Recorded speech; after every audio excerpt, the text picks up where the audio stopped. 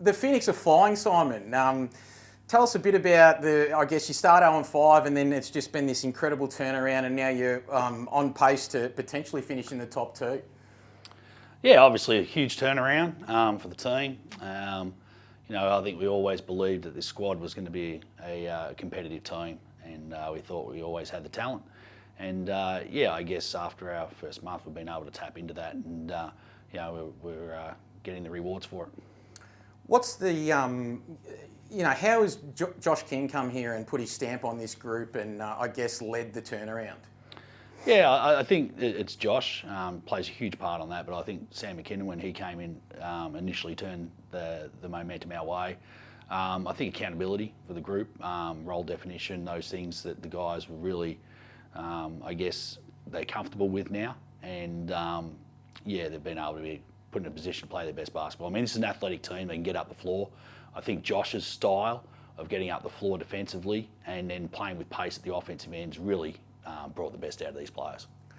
Owen Foxwell, important re-signing for your club, 2 more years. It was pretty exciting to see him come out and have it announced to the crowd on Saturday night. I mean, Foxy's a crowd favourite. You go to the games at JCA, and when his name's announced, you just get that little few extra decibels. In recognition of that, we thought the announcement should be a real tribute to the fans, and coming here to the State Basketball Centre, playing in front of our fans, our members.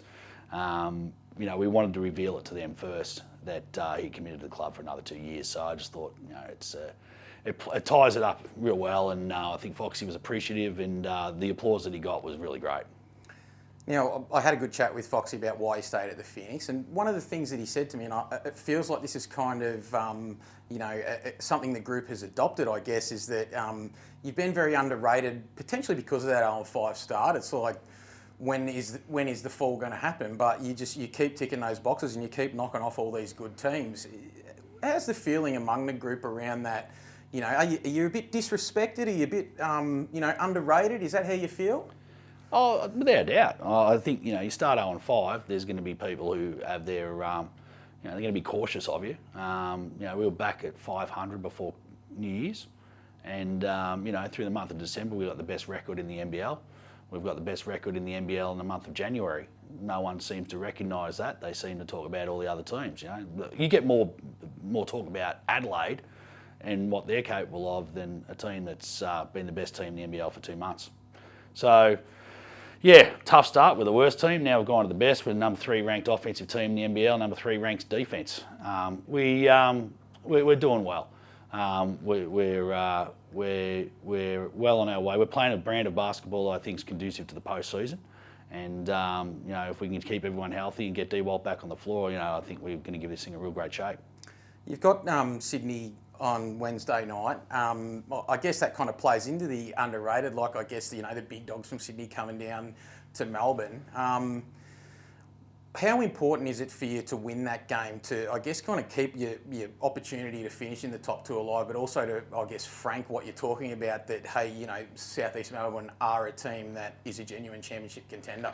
Yeah, I don't think we need to continue to prove that. We've beaten Melbourne United the last 2 times. Going into last week's their game against Illawarra, everyone's saying their form is somehow, contributes to them being a top 2 team. Our form's been far superior to theirs, but we've beaten them twice. We've beaten Illawarra the last 2 times we played them. So I think our bona fides have been set. Where we're at with Sydney is that we're in a position to beat them twice, and we'll let ourselves down in the 4th quarter. And I think that's going to be our main motivation. Not so much the external adoration. These guys are legit. They beat Sydney. I think anyone who watches basketball and is taking in what's going on around them, they'll know that we're actually legit. For us, it's going to be motivation that we've let 2 slip to Sydney, and on our home court, we're going to make sure that we rectify that. Mate, it seems like there is that little bit of edge of, I know you're not talking about externally in terms of the fandom, but, I guess recognition from within the basketball circles in the NBL of what the Phoenix are doing. Yeah, I mean, it's hard to avoid it. You sit down and watch one of your games, and it's constantly brought up about a slow start. Even this week, NBL now, they don't even review our game. There's no mention of us beating Cairns in Cairns. We play New Zealand on the Saturday. There's a review of every game from the Thursday night. They preview the Friday night's game. They preview Melbourne versus Illawarra and don't mention us. We've kind of got used to this over the years, but at the end of the day, the only way to reverse that is to start winning basketball games.